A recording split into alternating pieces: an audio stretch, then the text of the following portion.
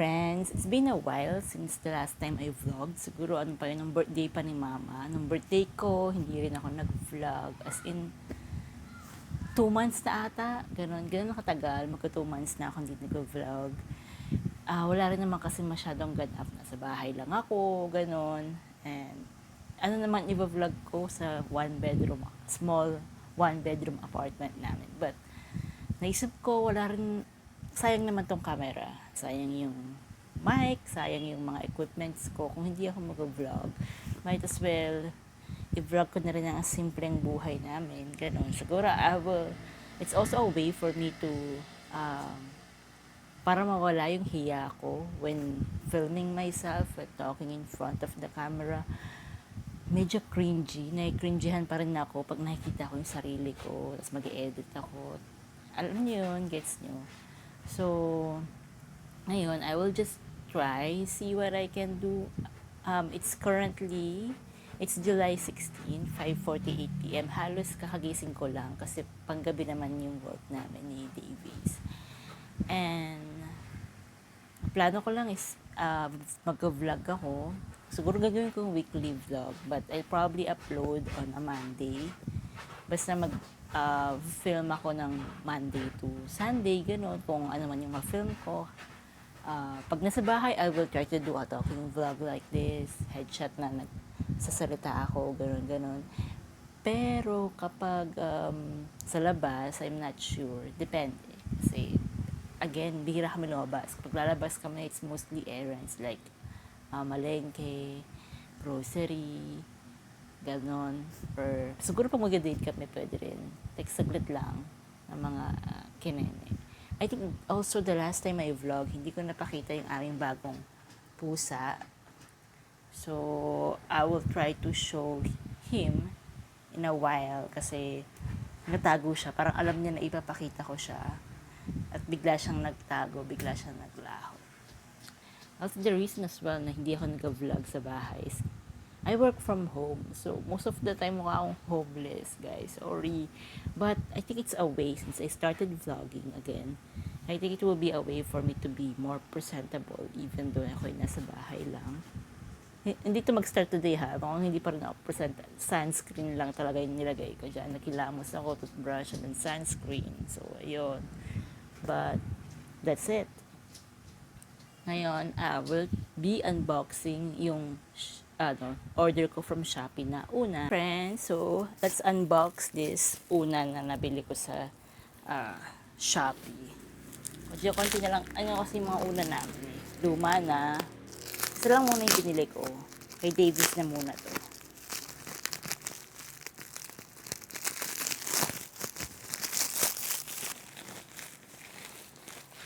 Hopefully, okay itong una na to. Kasi, alam ko ito rin yung in-order ko before.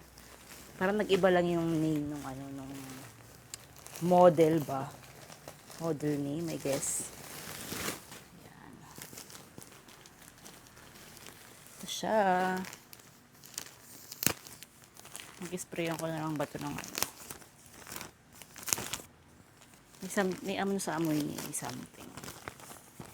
Ay, ang ganda.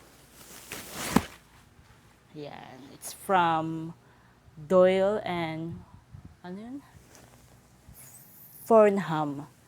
It's Doyle and Farnham sa Shopee. I think meron din sa TikTok na to or Lazada. I'm not sure. Pero check na natin kung kasi na may lalagyan siya, so hindi pa ito yung lalagyan nyo. Ang galing.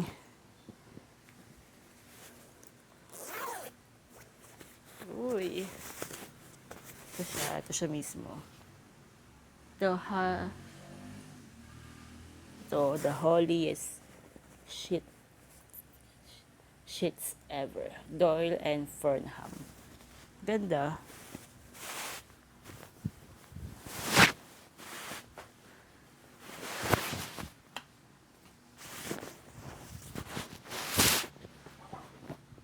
Yan. Para siyang hotel quality. Bumili na ako nito parang 4 years ago. Yung ito yung gamit ni Davies. Yung ganito. So, palitan natin yung gamit niya ngayon. wala naman siyang amoy. Hindi ko alam kung saan ko naaamoy yung kakaibang amoy. But, I will, muna this one. Disinfect. Alcohol siguro. Saka Lysol, ganun. Para bago siya gamitin. To film what I can. Pero usually, actually kanina, nagawa ko na, naglinis na ako ng kaunti. Yung mga tae sa litter box, sa pulot ko na nakapagmina na ako ng mga tae. And then, pakain ko na din sila. Pero yung wet food, di ko pa napapakain, maya-maya na. Kasi, di ko pa nalilinisin yung bowl nila. Anyway, I'll just fix this up. Hey friends, so ito ang ating breakfast. Sunny side up eggs. Saka konting rice, kasi leftover rice lang yan. Bawi na lang tayo later. Usually kasi once a day or twice a day lang kami kumain. So, ayun.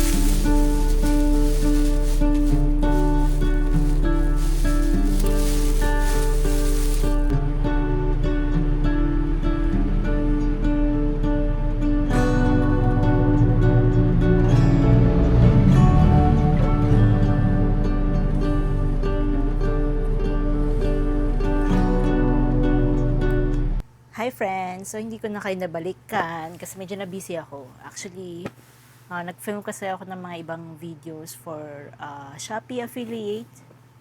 Yes, nagka-Shopee affiliate din ako para meron tayong extra income, hindi lang main job natin. Tapos, naayos ko yung laundry, yung malinis, diba, pilas. O, nagpapalaundry kasi kami guys, so it's a one-bedroom apartment. Hindi kasi yung washing machine, tapos wala rin naman kami pagsasabitan ng mga nilabhan namin. So, nagpa-laundry kami weekly, sometimes every 2 weeks, depende kung marami na. At, ayun, nice ko yun. And ngayon, ayusin ko naman yung kama kasi medyo magulo siya. Ito na yung, wait lang. Ito na yung bago naming pillow, dyan siya. Pasensya na kayo sa mga namin, pillowcase namin, para may mga tas-tas sila. Mga pusa, makukulit. So, ayun. So, nag-work din ako saglit. Tapos, syempre, yun nga sabi ko, nag-Shopee affiliate din. Nag-video. I tried to do TikTok as well. Pero, konti pa lang followers ko sa TikTok. So, di ako affiliate sa TikTok. Sa true lang. I wish I am. Para naman, di ba, hindi lang isa yung natin, extra income. But as of now, Shopee lang yung natin, affiliate. Minsan, ginagawa ko, nagko-cross-posting rin ako sa, threads. Ganyan. Saan? Siyempre, ang i-share ko naman is, hindi rin pala ako consistent sa Shopee affiliate. Kasi syempre, yung sinishare ko kasi doon, yung mga ino-order ko lang din. At syempre, yung na-test ko na okay, gumagana, maganda. But, kung di ko pa natitest yung product or wala pa akong experience na like hindi pa matagal, yung pillow kasi, second purchase ko na yan. So, talagang, na talaga, yung ang tawag dito, sigurado na ako sa quality. Kasi nga, as I said, hotel quality. So, ayun. May comforter kami, meron din kami ganito. Meron kami malinipis na kumot. Kasi minsan, magkaiba kami ng temperature na gusto, di ba? Like siya, nilalamig siya, ako hinihitan ako. So, dati nga, pareho pa kami, dalawa yung manipis na kumot namin. ayaw na yung mag-comforter, lalo na yung summer. Parang hindi rin sapat yung ng aircon ba? Yung lamig ng aircon. Buti nga ngayon medyo nakakahinga-hinga na siya ng maluwag eh. So, yun lang. Tapos, ano bang ginawa ko? Hindi ko na kasi na-video yung iba. Parang medyo naninibago pa ako. Feeling ko yung the whole mga videos itong first upload ko. Puro ganito. Nag-rant lang ako. Nag-chika bells lang ako sa inyo. Wait lang. Ito pala yung isa. Paano ka nga naman ngayon mag-work dyan, no? Kasi may pusa eh. Si Lexi pala yan. 10 or 11 years old na siya. Siya yung pinakamatanda naming pusa dito at pinakamasungit din. Ganun. So, lahat kami nag-a-adjust for her. Kasi, syempre, matanda na, sensitive, spicy cat. Ayaw niyang nakikipaglaro sa ibang pusa. Pero lately, malambing siya. Nasa mood niya yan eh. Siya yung lalapit sa'yo, hindi ikaw ang lalapit sa kanya. That's the rule. Anyway, check ko lang dito. Ito pala yung mga ibang Godzilla collection ni Davies. Hindi pa kami nakakabili nung tawag dito, acrylic box. Ayun siguro yung next na isa-Shopee affiliate ko for sure is yung acrylic boxes. Kasi, syempre kailangan talaga yan kasi naalikabukad sila. So, we regularly clean them. Minsan i-vlog ko yun pag naglilinis kami. So, naglilinis lang ako dito sa kwarto, no? And maya-maya is sa sala naman. By the way, guys, kumagapit pala kami ng ganito, disposable na dehumidifier. Nabili namin to sa SNR. So, you can see, ayan, no? Dami na niyang water. Meron pa naman siyang, charcoal pebbles sa taas. Ayan, mga charcoal. Meron pa naman, so hindi pa naman siya palitin. Dalawa yung ganyan namin sa bahay. Dito sa kwarto, tapos yung isa sa may taas ng ref kasi cover niya yung kusina to sala. Yun, konti lang. Halos sabay lang silang binuksan pero yun, konti pa din. So, I guess hindi masyadong humid dun sa sa sala, saka sa kusina. Unlike dito sa kwarto na lagi naka-on yung aircon, ganyan. Hindi nabubuksan yung bintana. Hindi na kami nakakapag-off. Actually, if napapansin niyo pala, blackout curtains kami dito sa kwarto. Kasi nga, panggabi kami. So, sa labas, hindi sheer lang siya na curtain. Ayun. So, yun lang. And, share ko lang. By the way, I've been reading this book pala lately. Yung When Things Don't Go Your Way. Nabili namin to sa fully book nung birthday ko, noong June 12. And, patapos na rin ako dyan. By the way, meron pala akong, naalala ko, umalis pa nga pala kami ng birthday ko. Nagpunta kami sa Toycon. I think that was a Saturday, din sa SMX. And, yun yung, may mga videos ako ng Toycon. Nakita namin si Alodia, ganyan. Kaya lang, kasi second day pumunta, di ba? Hindi ko na-edit yung Toycon. And I think too late na. Kasi ang maganda sa Toycon mga videos is, dapat sana ma-film mo siya ng first day or second day and then ma-upload mo siya same night. During Toycon pa, para, makita ng mga tao yung ina-expect. Makita nila yung video mo, makita nila yung expectation nila sa Toycon. Pero hindi ko nga nagawa yun kasi sobrang busy. Sobrang dami kong ganap na marami rin akong pending sa work noon. So, hindi ko na siya nagawa. Sayang. Siguro susunod na Toycon na lang. Actually, wala rin naman kami nabili sa Toycon, to be honest. Nag-check lang kami. Sobrang daming tao. Yung araw na yun, meron pa atang outtaking sa SMX. So, ayun.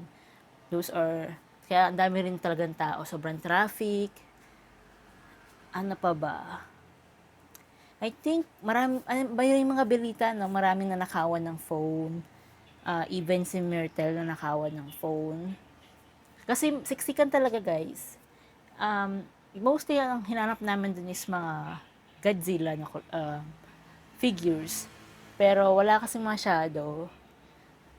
Gusto rin din namin umattend at i-support yung Godzilla Collectors Philippines.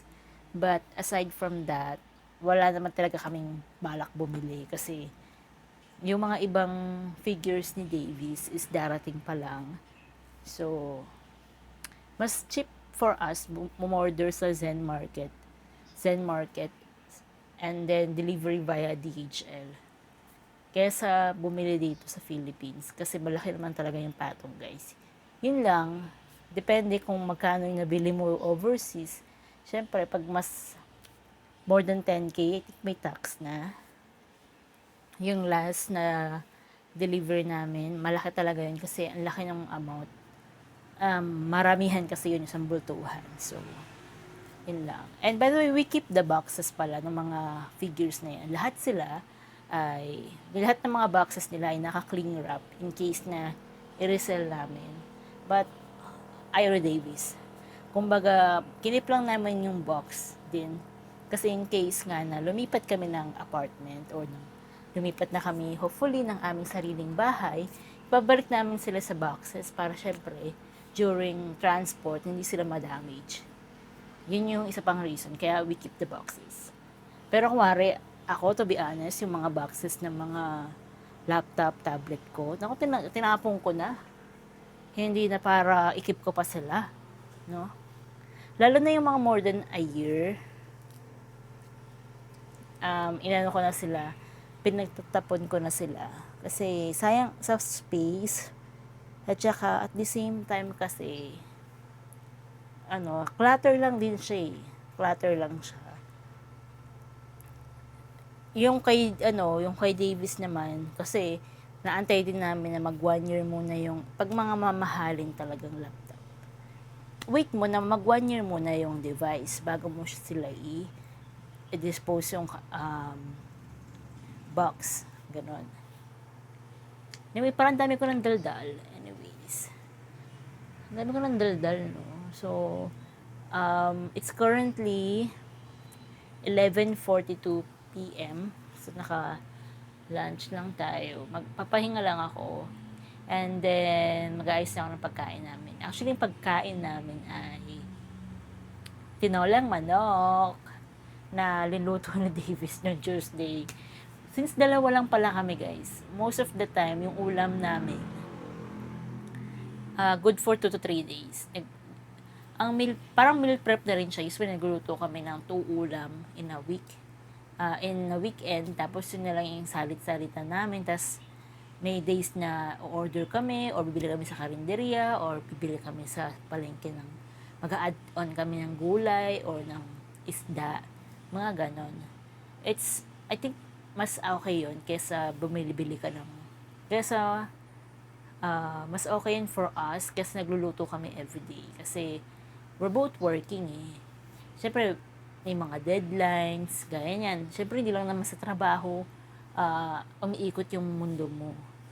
Kami, may mga pusa kami. May 3 kayong pusa. Si Lexi, si Gucci, and then si Goji. So, 3 kaming pusang inaalagaan. And then, may trabaho kami. Tapos, syempre, outside of that is your hobby. Kung ano yung hobby mo. Ako, to be honest, mahilig talaga ako manood ng mga true crime documentaries. Lately, yun na naman ako. Puro ganun ako. True crime. Tapos, magbabanlaw ako ng comedy like Big Bang, ganyan. Hindi true crime, Law and Order SVU, Criminal Minds, Fringe, ayun yung mga pinapanood ko sa Loklok. So, ayun. So, yung mga favorite kong panoorin lately. But right now, syempre, aside from that, ako, gusto ko rin matry ang content creation. So, tinatry ko mag-video rin paminsan-minsan sa TikTok. I make it a habit na at least maybe once a day may upload ako doon. Pero, mabagal yung usad ko doon kasi nga, di talaga ako consistent. And also, dapat may isa kang niche, di ba? Wala akong niche. Hindi ko naman ng niche ko. Kahit dito sa YouTube, wala, di ba? Gusto ko sana travel vlogger, pero hindi, sa situation namin ngayon, hindi namin kaya mag-travel vlog. Like, hindi namin kaya mag-travel every month, every week. So, try ko ito, mag-upload ako weekly ng mga ganapshi ko. Siguro itong first upload ko, puro koda lang talaga. Kasi na-miss kong, kasi nga, unang-una sa lahat, pinapractice kong mag-talk in front of the camera. Parang check ko kung awkward pa rin ba, cringe pa din ba, kaya ko ba magdire-diretsong magsalita in front of the camera, yung mga ganon. And then, let's see kung ano yung giging ganap ko sa susunod. Okay lang ako. Ano naman pala? Hindi mo sinabi naman. Sorry po. My goodness. Nagdumok talaga yung ilong ko. The moment that we remove the headset na, you know, the English is okay, goodbye. See you on Monday. See you on Monday. We'll take this. Fired. We were just reviewing. Falls quiet sound. You almost linked in. Shadows move, skin to skin. Something was spoken.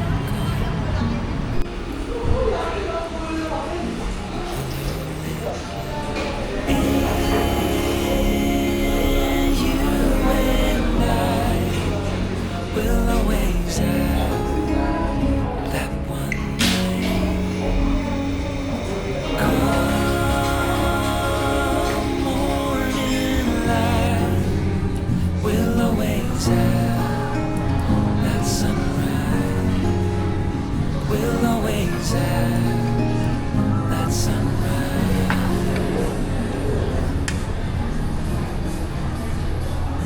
Daybreak, shadows fade. You step back, I step away. Nothing's broken. Hi guys! Hindi na ako nakapag-update. So, today is July 18, around 4 a.m. na ata. So, kanina, dami namin ganap, no? First is, pagkagising namin, nagmadali kayo pumunta sa service center sa Gilmore, PC Express, for yung Asus ROG Zephyrus ni Davis ay yung speaker niya distorted. So actually buong gabi nung nakaraan, like gulo ko magkwento. Basta ayun, distorted yung speaker niya. So yun lang. Punta kami doon. Siguro I think around 4 nandun pa rin kami. Parang nandun kami ng I think 3:30 or 3 p.m. Gano'n. Doon kami sa Gilmore. Malapit lang naman yung dito sa amin. Kaya lang, alam mo yung pagbaba pa lang ng Gilmore Station, talagang pinagkakaguluhan ka nila. Parang parang sa Cyberzone. Medyo nabawasan na nga yung ganun sa Cyberzone, no? Siguro na ano na sila, pagbawalan na ba sila, ganyan. So, ayun. Pagbaba pa lang namin ng Gilmore Station, may isang tao na nangungulit sa amin. Tapos nung papalapit dun sa PC Express, kasi may isa na naman nila lumapit, sumusunod sa amin hanggang second floor. Sabi nga namin, may under warranty pa kami. Hindi kami magbabayad for a repair. Punta kami doon sa PC Express. Pagpasok namin ng PC Express, doon lang sila tumigil. Dire-diretso kami doon sa may service center. And unfortunately, 3 to 4 weeks yung estimate, mga hardware issue. Ang after nun, dumiretso ko rin kami agad ng SM Santa Mesa kasi meron akong appointment sa skin station ng laser hair removal ng 6 p.m. So, diba? Dami ng ganap. Ayun. By the way guys, yan kilikili ko. Ay, konti na lang talaga natubo. Yung session ko kahapon, 4th session ko pa lang yun. So, I highly recommend it guys. Talagang i-try nyo siya, ganyan. Alam ko mura lang yung bili ko dun kasi parang ang suggest ko pala if mag skin station kayo, ang bilhin yung package, konti-konti pa lang para ma-check nyo muna yung service, yung quality, ganyan. Bago pala, kumain din pala kami sa Wang Fu. Medyo, ano yun eh, medyo fave namin siya sa SM Santa Mesa. Kasi affordable yung food, mabilis yung service. And yung pagdating kasi namin is before rush hour. So, alam niyo na, konti pa lang yung tao sa SM. So, yun. Ay skincare. Ano siya na maliwanag. Naan lang natin. Yan, ganyan lang siguro. Okay na yan.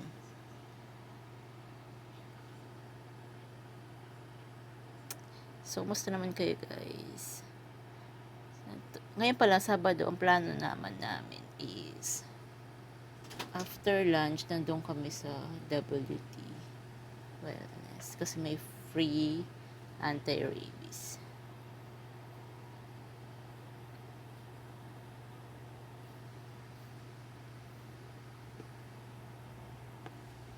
As I was saying, sorry, naputol tayo guys. Masok si Davies, tapos yun. So, as I was saying, ang plano talaga namin today, Saturday, is meron kasing free anti-rabies vaccine sa veterinary clinic na pinupuntahan namin.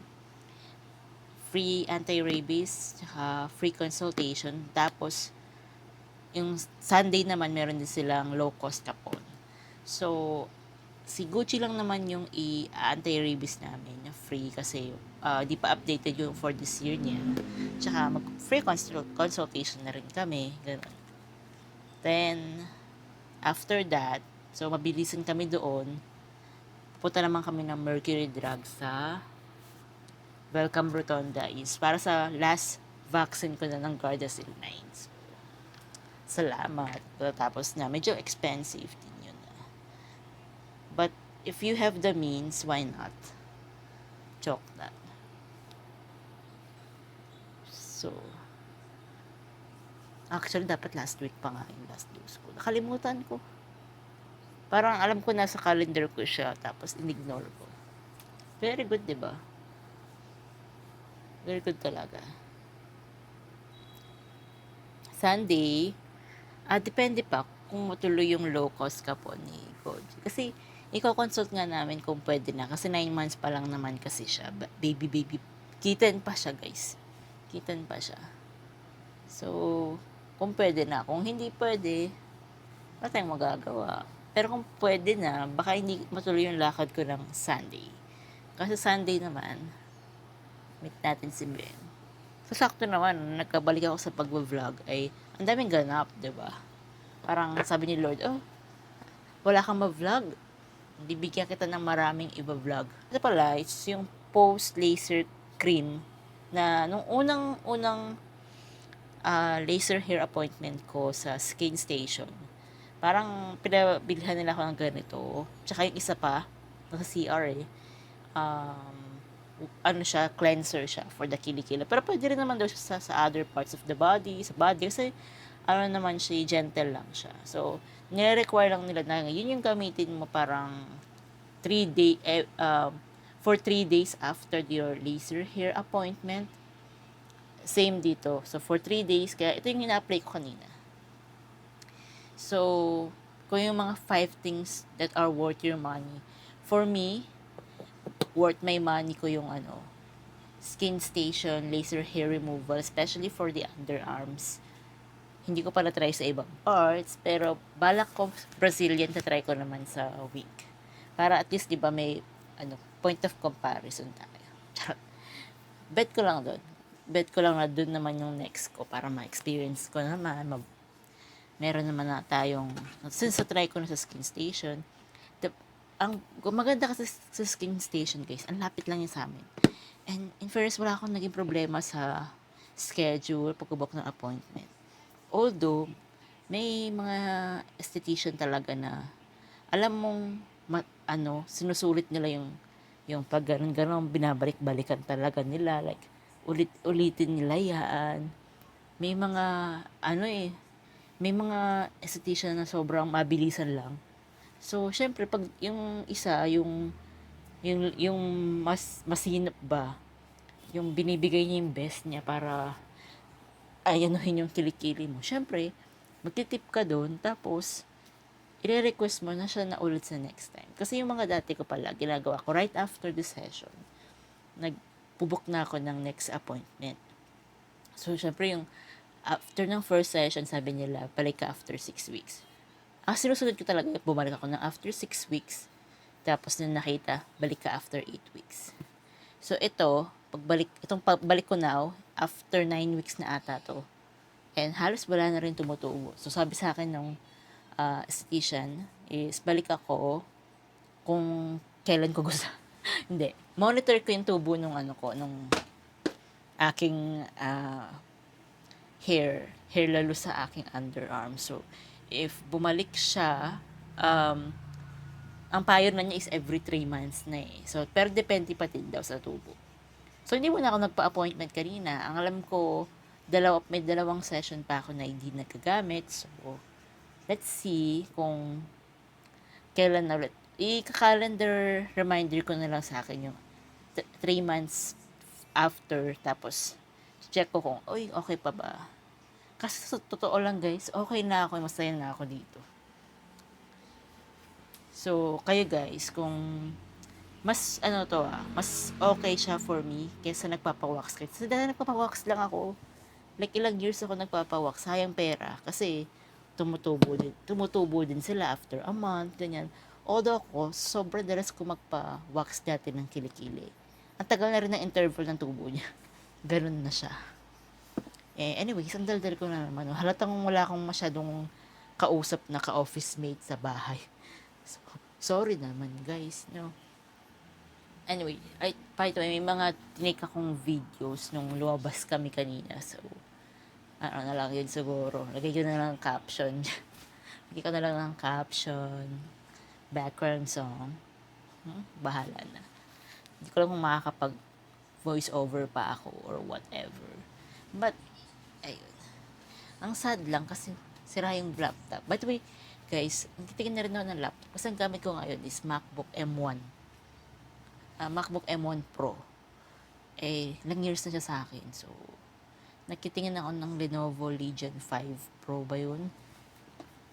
Medyo expensive din siya. No? Tingnan ko yung website nila. And so, pag dun ka sa website nila bumili, meron kang free na backpack, free na mouse, free na monitor, at free na headset. Ang daming freebies. Yung mga freebies na yun, pwede ko yung ibenta. But, parang nakakatakot magpa-deliver ng ganong kamahal na laptop, di ba?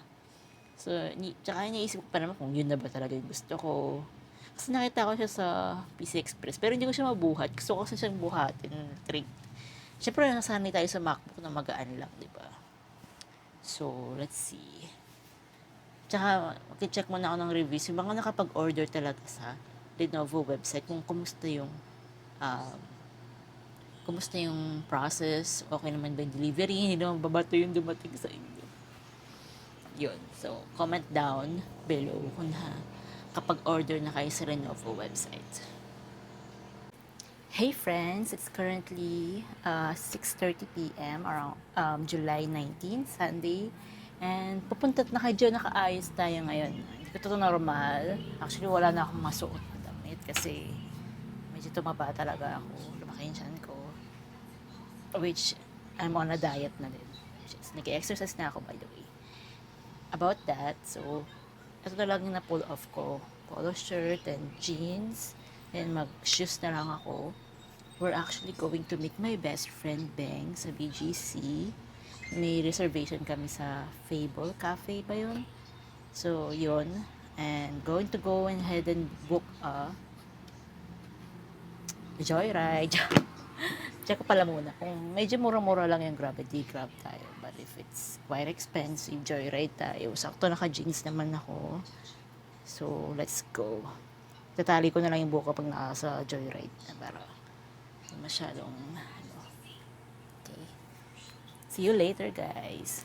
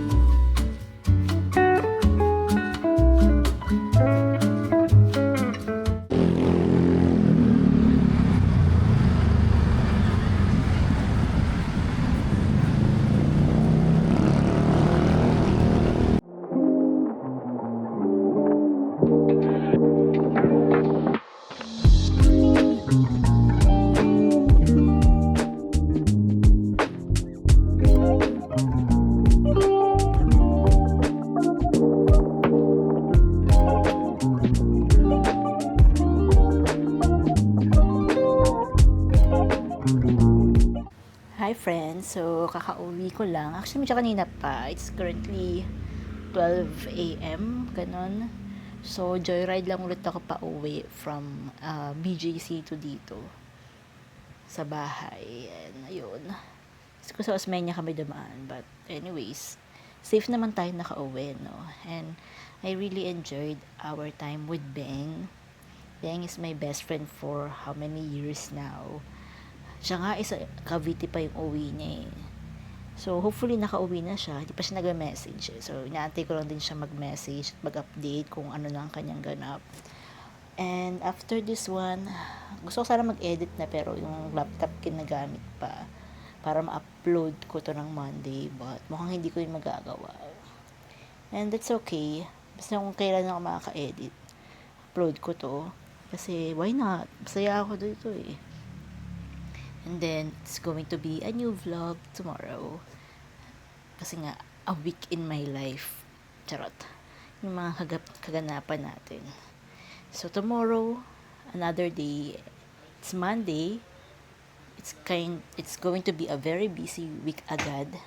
So, tomorrow, kukunin natin yung premyo natin kasi nanalo sina Lexi and Gucci ng something from the WT Wellness Clinic. Naro sila sa photo contest. So, excited ako malaman kung ano yun. Punta siguro ako dun ng mga after lunch or basta mga hapon na rin siguro. Kasi, syempre ang init naman right after lunch, no?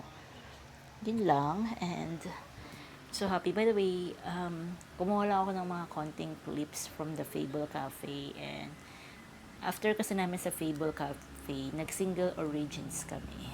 And, yun lang. Tambay-tambay lang talaga kami until 11:30 lang yung ano eh.